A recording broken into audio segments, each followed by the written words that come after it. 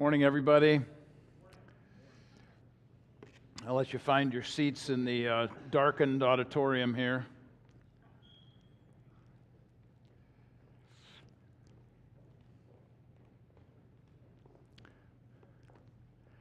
Well, let's, as we do every week, begin with prayer. Lord, have mercy on me, a sinner, and for all of the things that we are about to say and explain from your scriptures. Give your illumination from your Spirit who abides within us.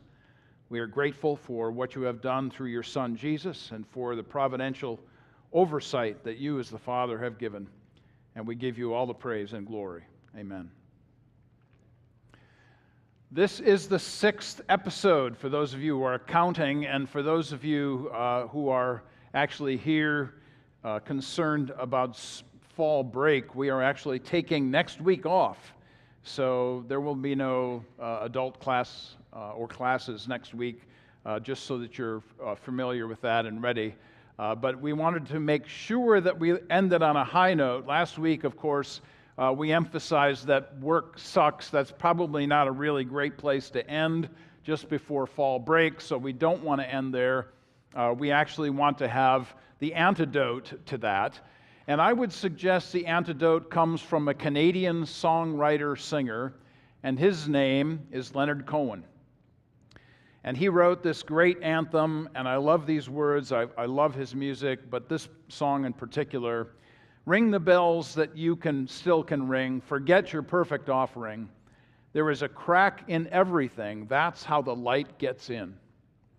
So, we know we live in a fallen world. We know that there are cracks in everything. We know that there is an imperfect world in which we exist. And at the same time, we recognize that those cracks are the ways of the mercies of God. And so that's how the light gets in. His point, of course, Leonard Cohen's point, is forget your perfect offering. Forget the idea that somehow you can perfectly get through the problem of whatever the issue might be. And in this case, obviously, in our jurisdiction over this series, we're concerned with vocation, with calling, with work, with our jobs, with our 9 to 5, with our Monday to Saturday. And emphasizing the kinds of things that we have done all the way through, it's important to come back to this slide. And this slide is very important. That is, that everything is sacred. There is no such thing as secular anything. As you remember the very first time I was emphasizing this, there is no secular anything. Just as there is no secular physics, no secular chemistry, there is no secular music or secular movies. The idea that sin has corrupted things, yes, sin's corrupted everything. But emphasis today, emphasis this week, it can also be redeemed. So our work, our jobs, our vocation, our calling is, of course, a redemptive possibility. This week I came across a number of articles that I thought were important for what we were emphasizing, and one of them kind of flipped everything I was going to do this week, and I thought, I'm just going to add it to the outline. So if you notice on your handouts, there is the TOPS concept, which doesn't change from week to week, and then the second one with Leonard Cohen's lines there. And then you'll notice these 5 words that are on the screen but are also on your handouts, that there is an emphasis that ought to be in our thinking about work. That's ethical, vocational, local, communal, and pastoral. And I want to emphasize each one of those in their proper perspective as I'm also going through the outline that you see in front of you on the handout. So I'm kind of inserting 2 different ideas, two different outlines that I do think connect for us, and specifically within the realm of redemption and redeeming our work and our vocation. This particular Gallup poll was fascinating to me. With all of the downgrade of everything, if you look at how many people think that Congress is doing a good job, or the president's doing a good job, or the military, or universities, or you name it, the numbers are all down. Everybody's doing a lousy job, except for business.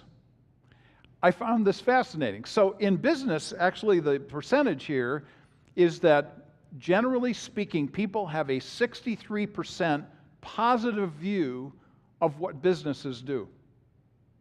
So think about the implications of this. Whatever it is that your calling is, whether you're a student in high school or college, whether you're a business person, whether you're a homemaker, doesn't matter. Whatever the vocation is, you have a 63% positive rating from the general populace. People think that people in business, generally speaking, have a positive impact on culture. So think about the implications of that. That means that our jobs really do make a difference, and people look at us differently because of that. Now, as I suggested, I'm going to hit these high points, these ethical, vocational, local, communal, and pastoral ideas all the way through, but I wanted to suggest something that goes along with my ethics story. So this is a slide that I actually use at IUPUI. It's a slide that suggests that there is a basis for ethics that's outside of us. One of the great things about being a university professor is that when they give you your course and they give you the responsibilities of the objectives of that particular course, you can teach that course any way you see fit, which is marvelous because I think that how I teach this course is really important. And one of the sessions we have in this course, actually in week 4, is on ethics. So you'll notice here that when I teach this, the idea of what should I do or why should I do anything, and remember, anytime somebody says the word should, they're automatically identifying an ethical system. This kind of ethic is really important. Well, along with every session that we go through, we actually have an attendance pad because it's a face-to-face course and attendance is important. And so I give an attendance question every day. That day, when we were dealing with ethics, I asked the question, what is your source of ethics to my classes? So about 50 students in these classes. And guess what they said? Their source of ethics, half of them said, was myself. Wow. Is that telling, or is that telling about the culture in which we live? And I'm suggesting to us that this isn't simply Gen Z. I'm suggesting that the whole emphasis all the way through is exactly the same. So my point about redeeming work, how do I actually redeem English? I think we lost our, there we go. There it is. How do I do redemption? I teach ethical English. So I actually believe that redemption can go through any kind of class, no matter what that class might be. So to the outline that you have in front of you here, the very first point, we're emphasizing that God's ethical intention is to redeem through all of these ways, through the giftings, vocations, and work that we do, and the things that we've been given to do. Exodus 29 to 32 is all about Bezaleel. He's the guy who built the accoutrements to the temple, fancy word for furniture. He's the guy who did all of this stuff, and God literally invested in him the Spirit so that he could do these kinds of things. It doesn't matter your gender, your ethnicity, your class. We are all given these kinds of things that we can do in our jobs, and that all of these kinds of things are opportunities given to us. So, as Acts 3:21 says, going all the way back to the book of Genesis again, what God begins, He also finishes. Until the time when God restores everything, He will restore everything, but until that time, we have the responsibility of this process and this practice of redemption and redeeming our work. How do we do that? Well, here's another slide that might suggest this. Why is God's intention important? Again, going from Genesis to Revelation, from His intention to the culmination of all things in the book of Revelation. What is my job until that time? It is to redeem the time. And we see this in a couple of passages in Colossians and in Ephesians that emphasize this opportunity that we have in our vocational lives. So it doesn't matter the time, it doesn't matter the place, it doesn't matter the job, it doesn't matter the vocation that we have. Whatever it is that we do, we bear responsibility to redeem it. The word redeem there in these passages literally means to buy back, to purchase it back, to utilize the financial responsibility. It's a financial term. It's to use that financial responsibility properly, to spend our time wisely, to expend our time in a financial sense wisely, to redeem it. So the second idea here of redemption goes right along with that, and our responsibility is the same.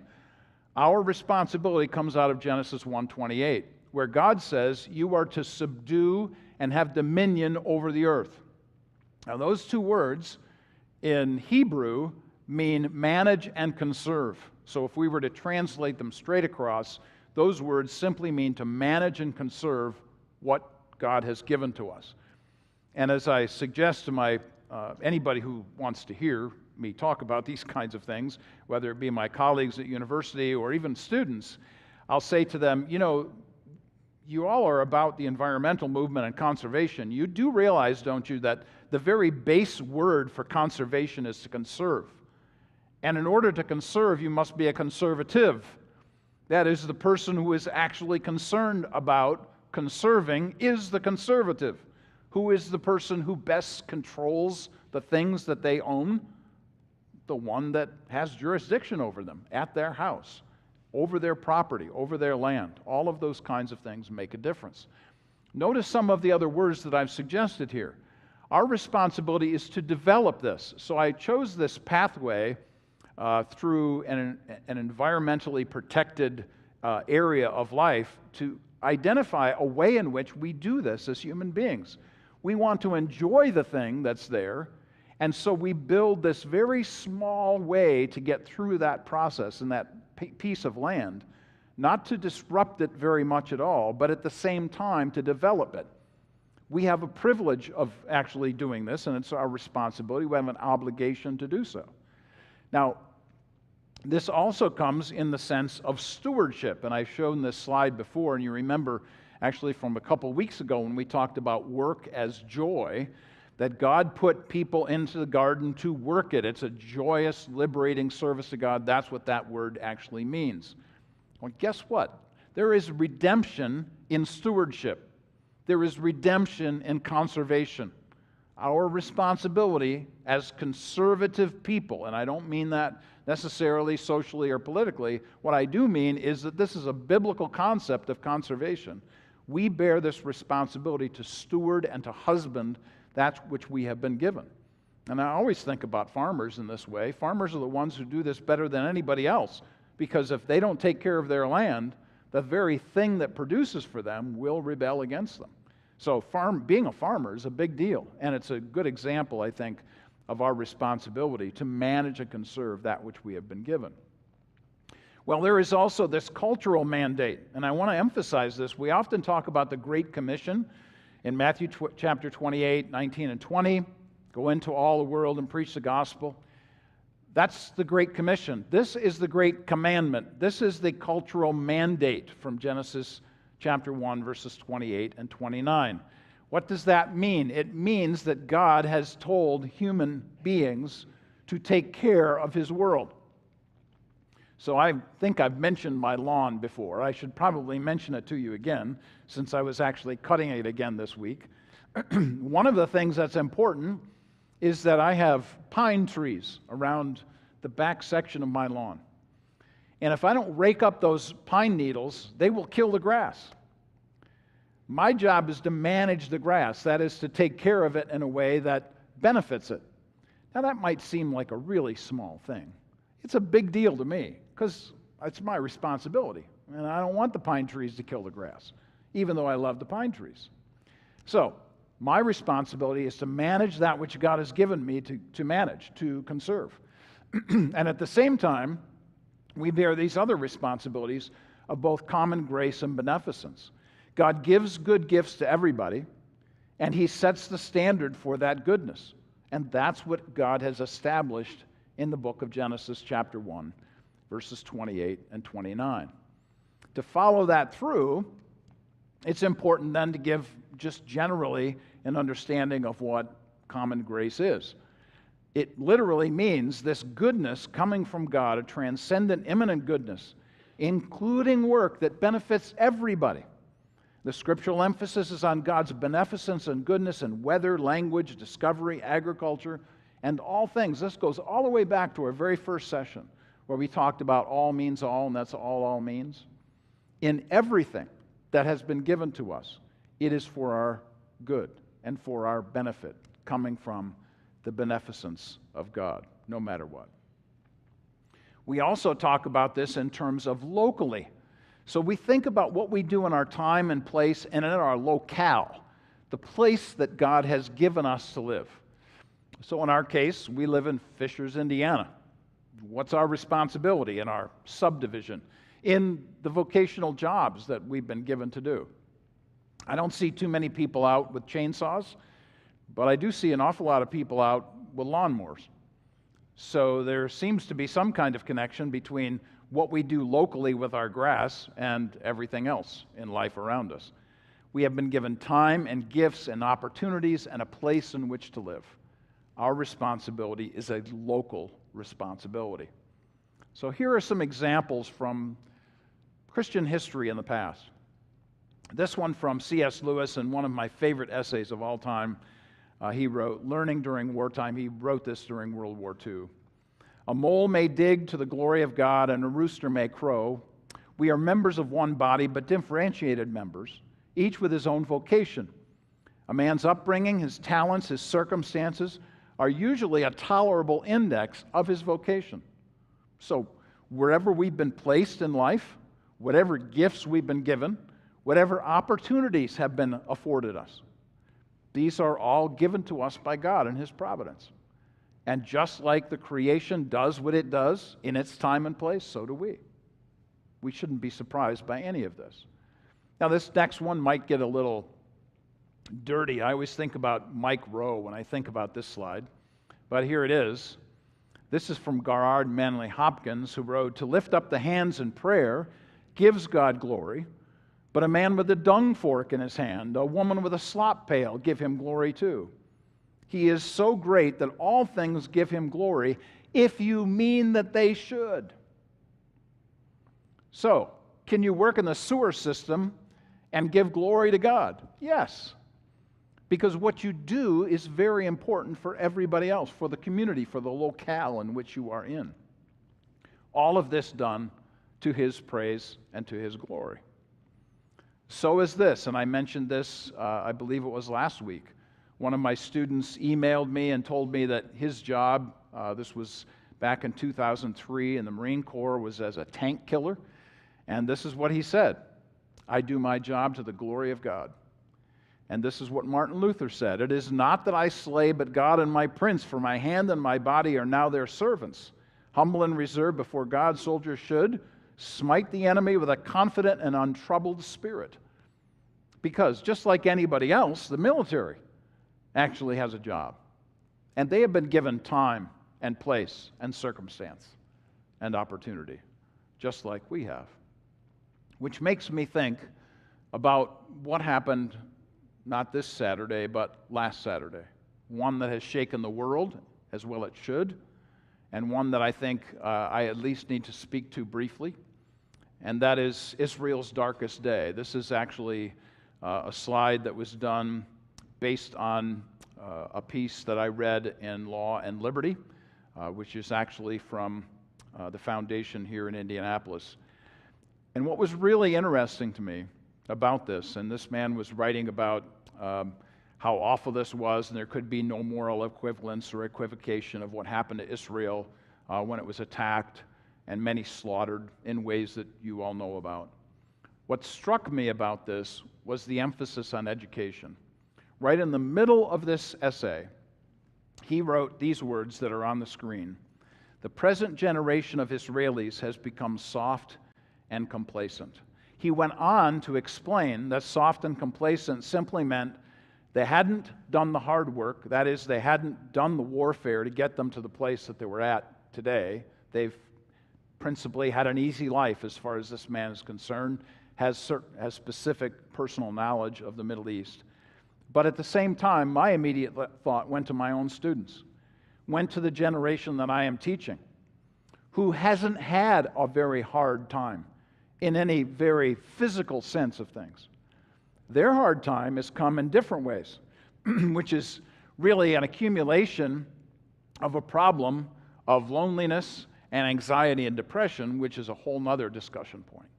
But my emphasis here is that we actually bear responsibility to redeem education.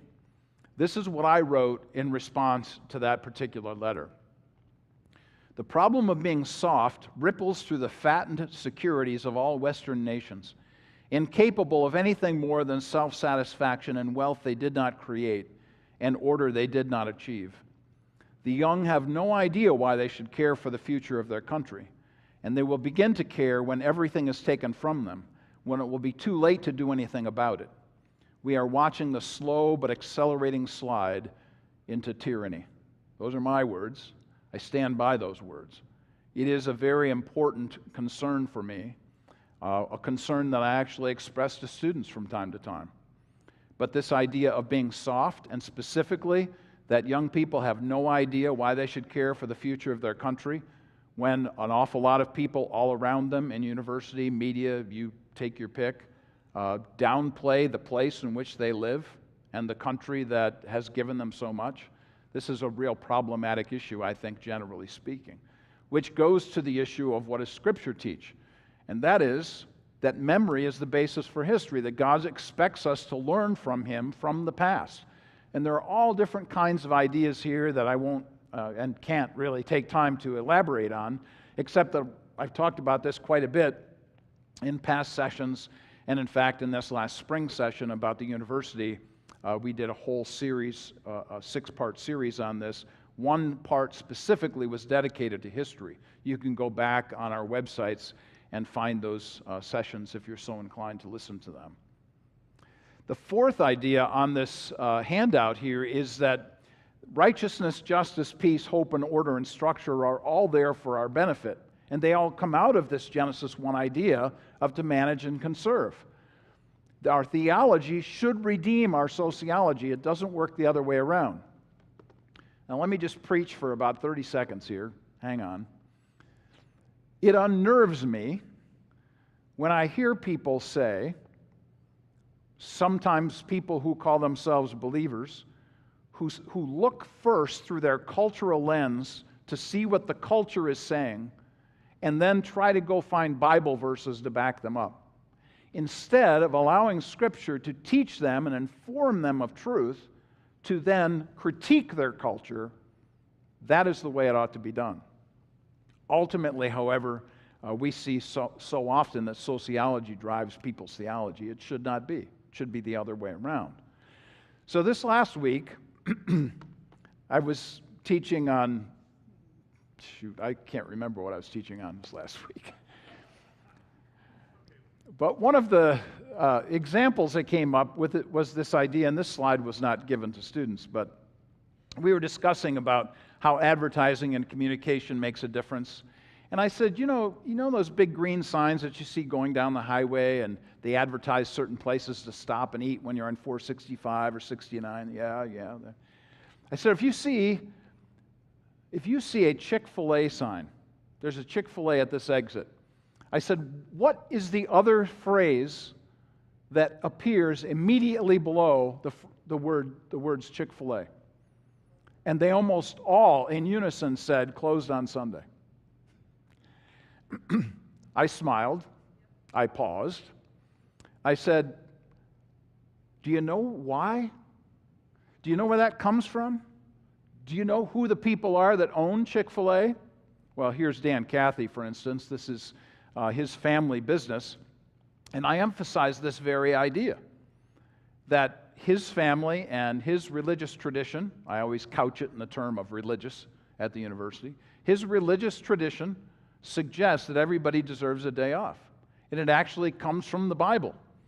And so I said, when you see that green sign and you see closed on Sunday, you can think to yourself that there's been a cultural influence of that company in a way that has now influenced the rest of society and culture. Because everybody knows you can't get Chick-fil-A on Sunday. And then there were some moans and groans in the back of the room. Yeah, I know. I get up and I think, I want Chick-fil-A. I should have gotten some yesterday, that I could heat up today. Students. So, we redeem sociology through our theology. And our responsibility is that every role we have in this culture is pastoral. Now, I just want to emphasize this really hard because I don't think we think this way. Ephesians 4:11 and 12 says that we have responsibility to have pastors. What's really important about that is that not only is that those ideas there gender-free, that is, that there are pastoral responsibilities for men and women, see Titus chapter 2, but at the same time, it is given across the board for all different kinds of people, so that the idea coming out of the Greek language there is that this is a pastoral ministry which exists everywhere. So think about moms who take care of little kids. That's a pastoral ministry. Think about professors like me who take care of their students. That's a pastoral ministry. Business people who take care of the folks that they are serving or the folks that are working with them. That's a pastoral ministry. Where's that come from? It comes from a slide I showed you a couple weeks ago, that we are all redeemers. We are the priesthood of all believers. And because of this means that our pastoral role is that of a shepherd, a guide, a leader. All of these passages suggest the same kind of thing. I am standing between the one who has made me and given me my responsibility and the people that I'm serving. And again, in my case, it's students. In your case, it might be the folks that you're serving in your company. Where does that come from? Well, it comes right out of this idea that another slide from the past, Titus chapter 2. What does Titus emphasize? The three so-that's. You're supposed to do these things so that people will be attracted to the gospel. That's actually how it ends in chapter 2 and verse 10. My pastoral role, whatever it is that I do, whatever I'm invested in, whatever my vocation, we all are pastors in that sense, is that of a shepherd, a leader, and a guide. How am I to do that? Through excellence and benevolence. You've seen this slide before. Do you see a man skillful in his work? He will stand before kings. He will not stand before obscure men, Proverbs 22 says. So our responsibility in our jobs, in our vocations, is to do it with excellence. And caring for the people that are with us, that's the benevolence. And, just to highlight that one more time, our responsibility as pastors is to love people. That's my job, is to love people and care for people. Actually, I said that on Thursday. We're on fall break here this next week, and I actually said that to my students, that I loved them just before we went on fall break. That's my job, my pastoral role in the classroom. And my job is to love people and walk properly, as the passage here says, before outsiders, before those who do not believe. So, the fifth idea in this handout, if you're following along right there at the top, it's about in the middle of the page, is to redeem understanding these four relationships. It's us with God, creation, others, and ourselves. But what I want you to notice is the fivefold statement right below that on the handout. I don't have a slide for this, I just left it on the handout. Our responsibility in renewal is virtue and goodness, to think, be, and do good. The second point is that broken and mended are in need of hope, that peace pulls all the pieces together, that shalom indicates wholeness. 3, the excellence emphasis we've just highlighted. The fourth idea here is to work with others, to agree to disagree toward a common good. We celebrate the good works of others. Our belief is nothing without action, and we should not second guess another person's intentions or motivations. Go check out those passages in this regard. And then finally, number 5, sin is messed up. Grace is a messy way out. So the idea of the emphasis is that life is messy and that sin messes things up, and grace is messy to get it reinvented, to get that light through the cracks, as Leonard Cohen has suggested. Well, where should this take place? It should take place in the local church. There should be a communal space, and for us, it's here. Now, when we talk about the local church, we are talking about this place that is important for us as an autonomous group, but at the same time, the necessity of community. We can't do anything without community.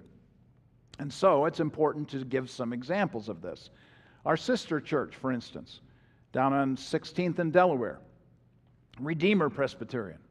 They have some really cool things that they've done over the years, not the least of which has been the Harrison Center for the Arts and also the Heron School.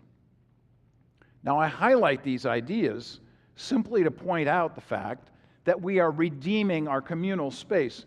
If you ever go to the Harrison Center for the Arts, and I encourage you to do so, it is literally connected to the church building. You can't help but be in the church building and in the Harrison Center for the Arts at the same time. They are commingled, as it were.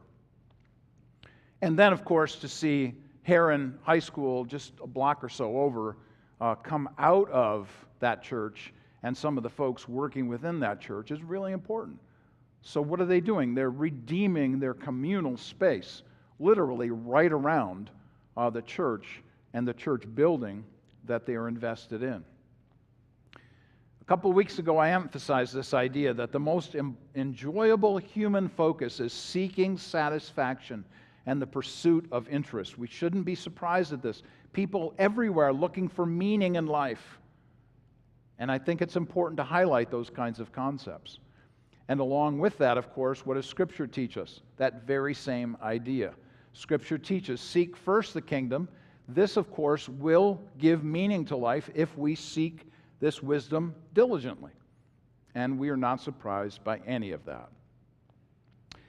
Well, this is part of my work story. I thought I would share this this week.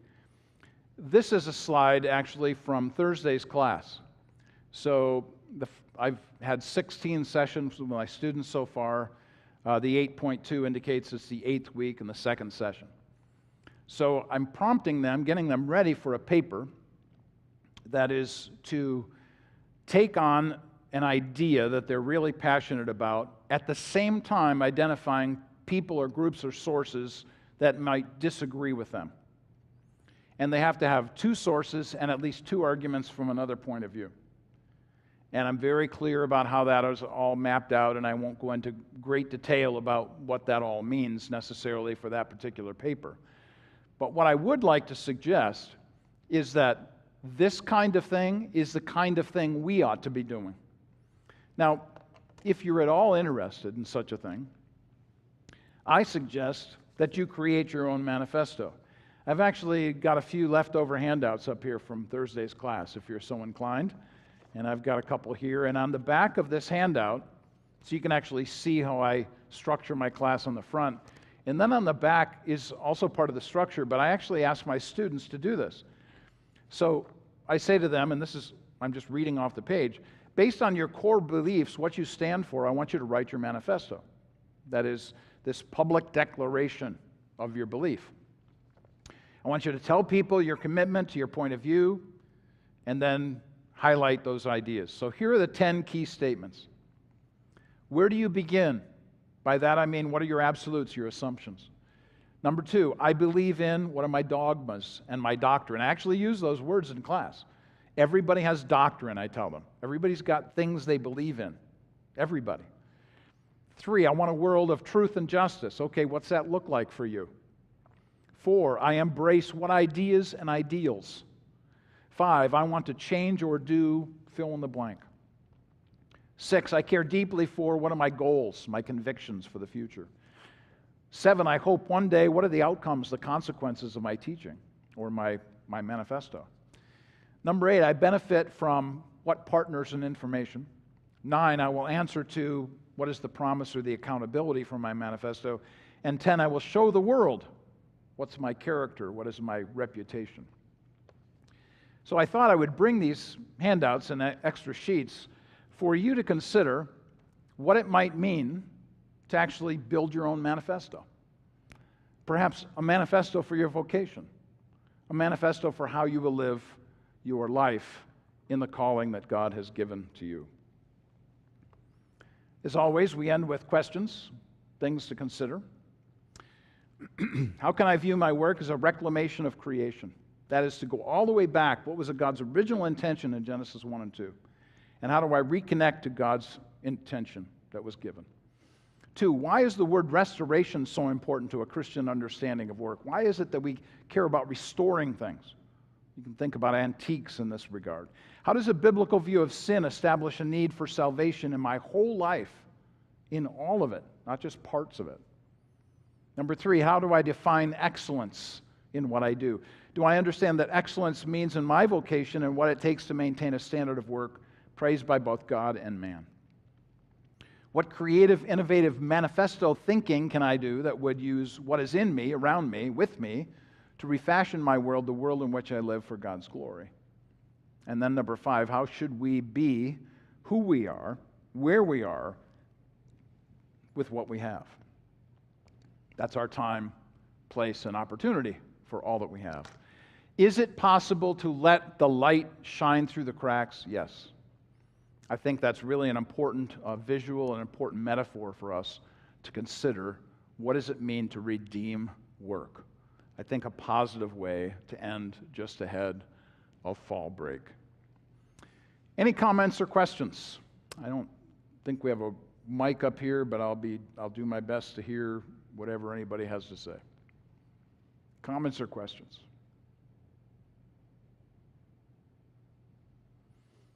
I am still, by the way, looking for work stories. You'll notice, text me, send me an email with your work story. I'd love to hear about what it is that you do, and I'm sure it will fit in whatever it is that we are teaching in the 6 weeks after fall break. Well, I hope you have a great week and a week off of teaching, but come back after refreshed, looking forward to spending some time talking about what does it mean to rest in work. We will deal with that next. See you then.